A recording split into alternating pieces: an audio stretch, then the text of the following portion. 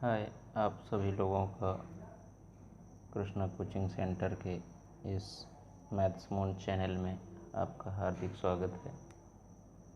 तो चलिए, आज हम जो सबसे बड़ी समस्या बच्चों के लिए ये होती है कि परिमेय संख्याएं होती क्या हैं, तो आज हम परिमेय संख्याओं के बारे में थोड़ा सा जानकारी करेंगे और इसके बारे में सारा कुछ जो भी हो सकता है, न्यूमेरिकल है या परिभाषा है, इसको जानने की कोशिश करेंगे। तो मैं आप लोगों से ही पूछता हूँ सबसे पहले कि ये परिमेय संख्याएं क्या होती हैं, इसके बारे में थोड़ा सा दिमाग में ये बात लाइए, क्या होती हैं परिमेय संख्याएं। इसको अंग्रेजी में रेशनल नंबर बोलते हैं और ये रेशनल नंबर को हम थोड़ा सा अध्ययन करेंगे। जनरल तौर पे बच्चों से पूछने पर बच्चे जवाब देते हैं कि सर, जो संख्या P/Q के रूप में लिखी हो या लिखी जा सके, जहाँ Q does not equal to 0, यानी कि Q 0 के बराबर ना हो, वो संख्या या वो भिन्न परिमेय संख्या होती है। बात इतने से पूरी नहीं होती, अभी इसमें हम पूछ सकते हैं कि P और Q क्या है, तो थोड़ा सा आप लोगों को उलझन ज़रूर महसूस होगी, लेकिन हमें जानना तो ज़रूरी है। P और Q ये दोनों पूर्णांक संख्याएं होनी चाहिए, पूर्णांक संख्या होनी चाहिए। और जो P और Q हैं वो कैसे पूर्णांक होने चाहिए? सह अभाज्य। सह अभाज्य, सह अभाज्य का मतलब होता है कि जिनका मासा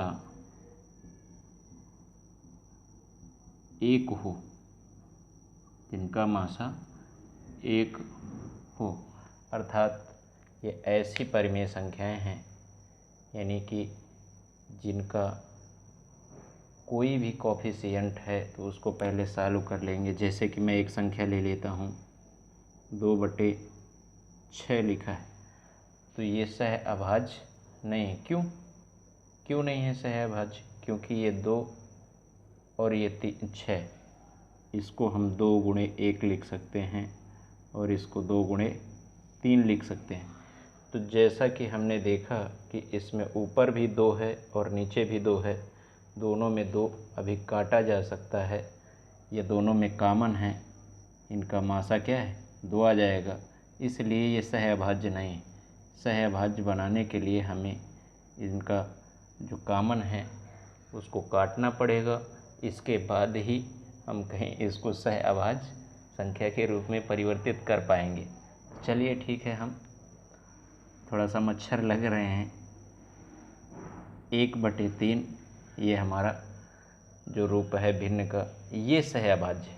क्यों सह अभाज्य? इसलिए है क्योंकि 1 और 3 का मासा निकालेंगे तो एक ही आएगा, और Q does not equal to 0 भी है यहाँ पे, और P और Q ये दोनों पूर्णांक हैं। अच्छा, पूर्णांक संख्या किसे बोलते हैं?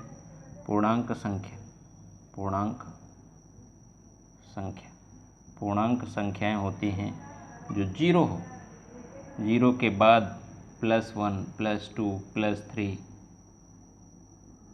Up two plus infinite. इसी तरह इधर -1 -2 -3 अप टू माइनस इनफाइनाइट। इन संख्याओं को हम क्या बोलते हैं?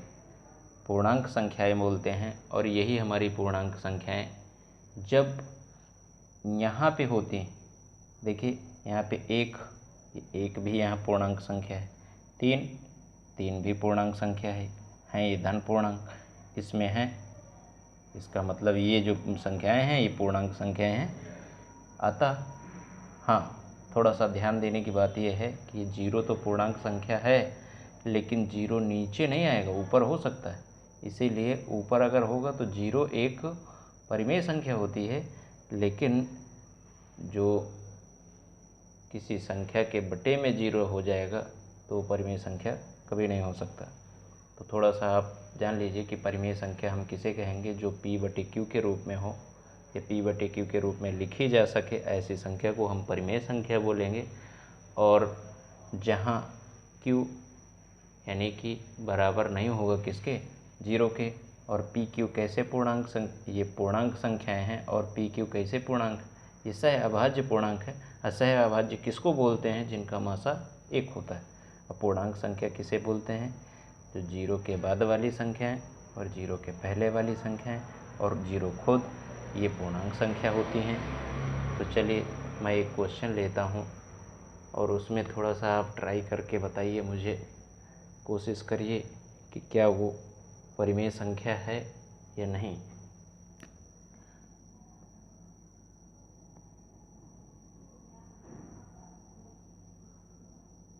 5/3 यहाँ ये चीज़, ये हमने ले ली, ये एक मिश्रित भिन्न है। इसको अगर हम हल करेंगे तो 3 चौको 12, 12 3 12 5 17, 17/3। क्या ये हमारी परिमेय संख्या है? हाँ जी, हाँ है। क्यों? क्योंकि ये दोनों पूर्णांक हैं, पूर्णांक संख्या हैं। पूर्णांक होने के साथ साथ q does not equal to 0 नहीं है, मतलब कि 0 हमारे नीचे हर की जगह पे 0 नहीं है।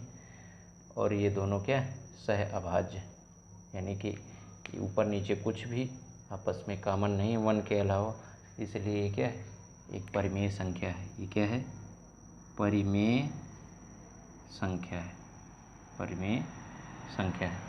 अच्छा, ये हो गया। अगर हम बात करें कि √2/3, हाँ ठीक है, ये हमारा p है और ये है हमारा q, तो q does not equal to 0 है। ये बात से तो हम वाकिफ़ हैं। लेकिन क्या p और q दोनों पूर्णांक हैं? q तो पूर्णांक है, q हमारा पूर्णांक है, लेकिन p पूर्णांक नहीं। क्यों? क्योंकि 0 से यहाँ अनंत तक 1 2 3 ऐसे लिखने पे कहीं पे भी हमें √2 कहीं पे भी नहीं मिलता, अतः ये पूर्णांक नहीं, ये क्या नहीं है, पूर्णांक नहीं है। इसका मतलब क्या है, इसका मतलब ये हो गया कि ये कभी भी हमारी परिमेय संख्या नहीं बन सकती। अच्छा चलिए, ये बात अगर समझ में आ गई है तो हम थोड़ा सा एक क्वेश्चन और लेते हैं। ये दिया है 4/20। अगर हम इसकी बात करें कि 4/20 क्या ये परिमेय संख्या है? ठीक है, चलिए देखते हैं। ये p है और ये है हमारा q, तो q does not equal to 0, बिल्कुल ये कंडीशन फॉलो कर गया। अच्छा, p बराबर 4, ये भी पूर्णांक है, और q ये भी पूर्णांक है। ये दोनों क्या हैं, पूर्णांक तो हैं, लेकिन ये कैसे पूर्णांक हैं? इनमें 4 कॉमन है, इनमें 4 कॉमन है। कैसे? 4 गुणे 1 लिख सकते हैं, इसको 4 5 6 20 यानी 4 गुणे 5 लिख सकते हैं। ये कॉमन है, यानी कि इनका मासा HCF, मासा क्या है, इनका मासा 4 है, यानी कि दोनों में 4 से 4 इनमें इनके गुणनखंड में आता है, यानी कि इनका 4 कोफिशिएंट है। अतः ये क्या है, ये हमारा सह अभाज्य नहीं, p और q सह अभाज्य नहीं, सह अभाज्य नहीं है। अच्छा, इस बात का बहुत बड़ा यूज है कहाँ पे, अभी हम पढ़ेंगे जब प्रूफ करेंगे कि √2 क्या एक परिमेय संख्या है। ये सिद्ध करो कि ये एक अपरिमेय संख्या है। ठीक, तो हम सिद्ध करने के टाइम पे ये पढ़ेंगे। अच्छा, कुछ दशमलव संख्याएं होती हैं, उनको भी हम जानने की कोशिश करेंगे कि परिमेय संख्या परिमेय है या परिमेय। दशमलव संख्या। दशमलव संख्या दो प्रकार की होती हैं, एक होती हैं शांत, एक होती हैं अशांत। अशांत शांत दशमलव संख्याएं क्या होती हैं? जिनको P/Q के रूप में लिखा जा सकता है। ऐसी दशमलव संख्याएं जो शांत हो जाती हैं, जैसे 2.246, ये शांत दशमलव संख्याएं हैं। ये परिमेय होती हैं। क्या होती हैं? परिमेय संख्याएं होती हैं। क्यों? क्योंकि इनको P/Q के फॉर्म में लिखा जा सकता है। अशांत में दो चीज़ आती है, एक आवर्ती, एक अनावर्ती। अशांत में आवर्ती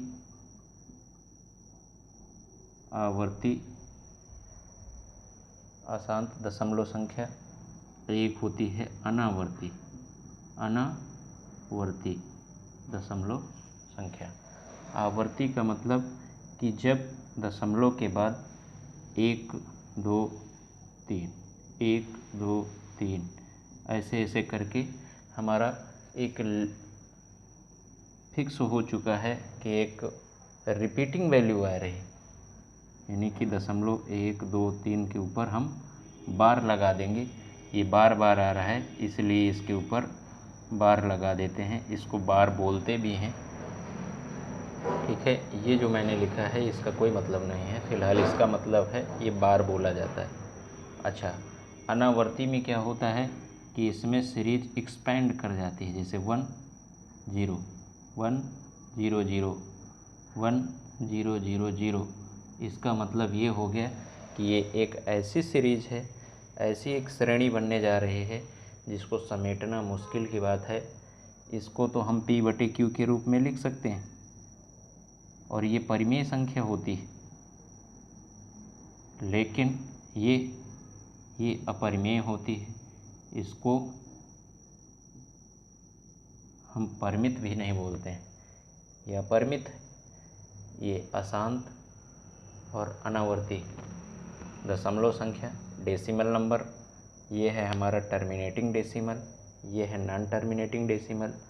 टर्मिनेटिंग में अगर हम बात करें टर्मिनेटिंग डेसिमल फ्रैक्शन में, तो टर्मिनेटिंग एक रेशनल नंबर होता है, और नॉन टर्मिनेटिंग में दो चीज़ें आती हैं, रिपीटिंग। नॉन टर्मिनेटिंग में रिपीटिंग, और इसमें आता है नॉन रिपीटिंग। नॉन रिपीटिंग में वही चीज़ बार बार रिपीट नहीं करती है, बल्कि उससे अलग यह सीरीज हमारी बढ़ती जाती है, जिसको समेटना या जिसको P/Q के रूप में लिखना संभव नहीं होता है। अतः ये क्या होती है? ये P/Q के रूप में नहीं लिखी जा सकती। अतः ये क्या है? अपरिमेय संख्या है। तो चलिए ठीक है, आप लोग इसका स्क्रीनशॉट ले लीजिएगा, जो आपके काम आएगा।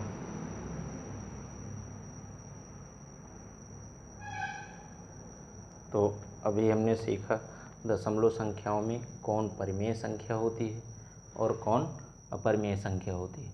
चलिए ठीक है, हम एक क्वेश्चन ले लेते हैं जो बच्चों के दिमाग में हमेशा बना रहता है कि सिद्ध कीजिए, और ये एक प्रश्न आया करता है पेपर में, चाहे √2 का हो, चाहे √3 का हो, चाहे √5 का हो, सबका इसी तरह हमें करना होता है। ये हमारा √5 लिखा है। इनमें से कोई भी क्वेश्चन आ जाए, तरीका एक ही है, उस तरीके को हम यहाँ पे बताएंगे।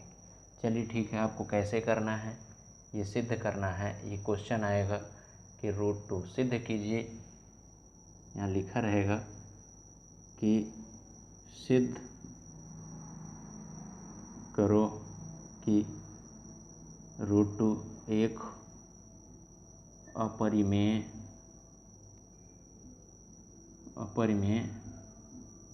संख्या है। तो अपरिमेय संख्या सिद्ध करने के लिए हम पहले से ये बात जान लें कि हमें इसको सह अभाज्य नहीं है ये सिद्ध कर देंगे।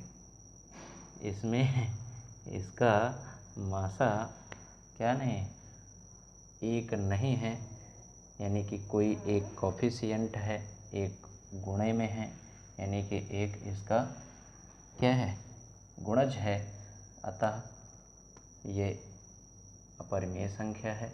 तो सबसे पहले हल शुरू कहाँ से करना है, इसको विशेष ध्यान देना। सबसे पहले मानेंगे, माना √2 एक परिमेय संख्या है, परिमेय संख्या है। √2 एक परिमेय संख्या है। अगर परिमेय संख्या है तो इसका मतलब ये P/Q के रूप में होगी, P/Q के बराबर होगी। ठीक है, तो समीकरण यहाँ से बना लेंगे, P बराबर √2 गुणे Q, समीकरण 1। अब हम क्या कर देंगे कि दोनों पक्षों का वर्ग करने पर, दोनों पक्षों का वर्ग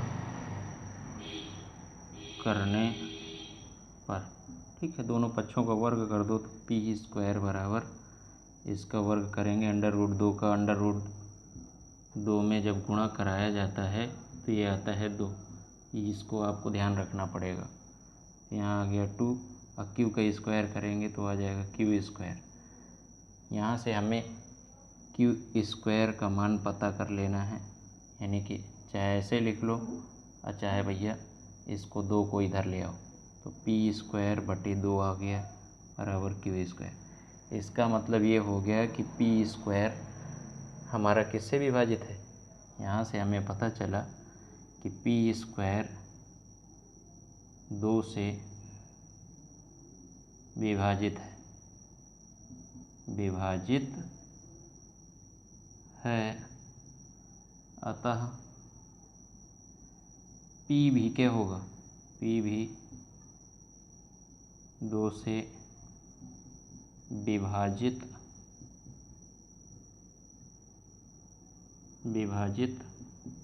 होगा। जितने स्टेप मैं लिख रहा हूँ उतने स्टेप आप लोगों को भी करना है, और ऐसे ही लिखना है, आपको पूरा नंबर मिलने वाला है।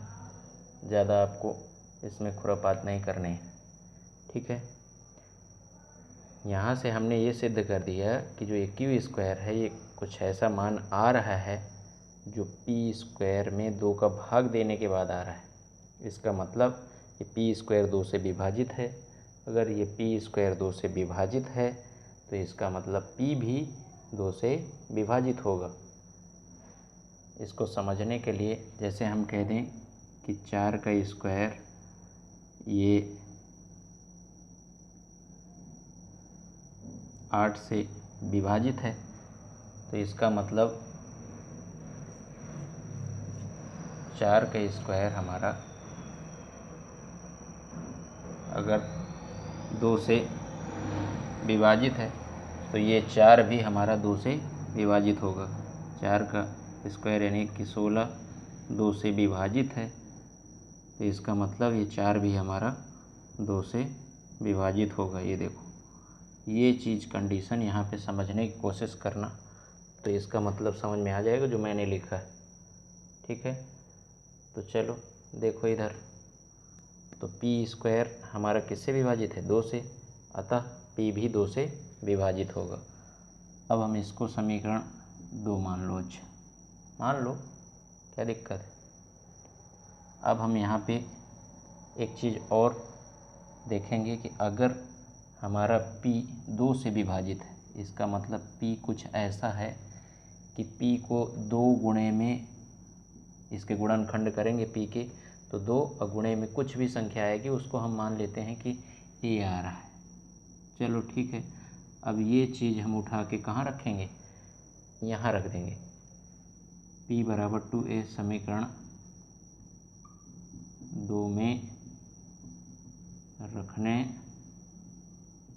पर रख दो, तो यहाँ हो जाएगा P की जगह में 2A/2 इसका स्क्वायर बराबर Q²। इसका मतलब ये 4, चलिए अगर आप लोगों को दिख न रहा हो तो मैं ये थोड़ी से ऊपर से मिटा देता हूँ और ऊपर से लिखना शुरू करता हूँ। चलिए, इधर बगल में दिख रहा है, मैं यहाँ पे लिख देता हूँ, ध्यान दीजिएगा। उसके बाद हम यहाँ आए हैं, ठीक।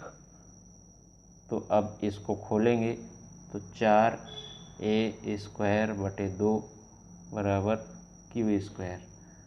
तो अब इसको काट देंगे, 2 दूनी 4, यानी कि q² बराबर 2a²।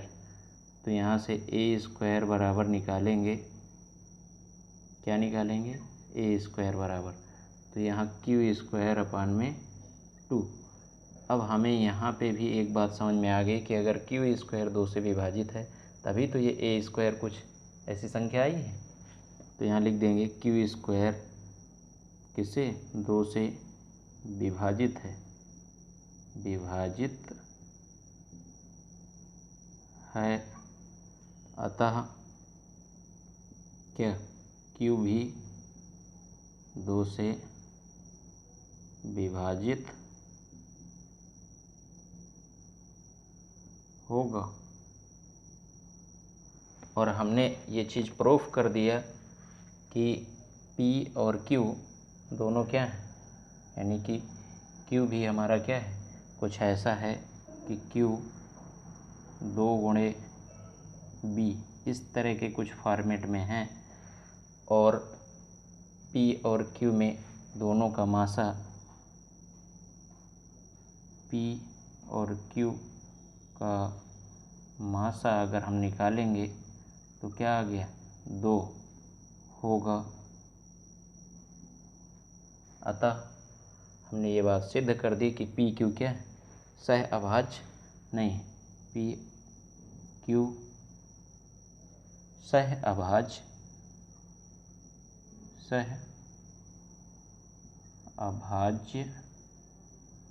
नहीं है। और जब ये सह अभाज्य नहीं है, अतः ये अपरिमेय है, अतः √2 एक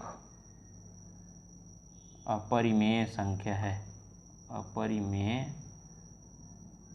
संख्या है। थोड़ी सी दिक्कत मिल रही है क्योंकि अभी उतना सब कुछ व्यवस्थाएं नहीं हो पाई हैं यूट्यूब के लिए, लेकिन फिर भी हम कोशिश करते रहेंगे, जितना जो कुछ भी हो सकता है आप लोगों को देते रहेंगे यहाँ से। बस थोड़ा सा आप लोग, जो आप लोगों का काम है वो करते जाइए, चैनल को सब्सक्राइब करिए, शेयर करिए और लाइक करिए।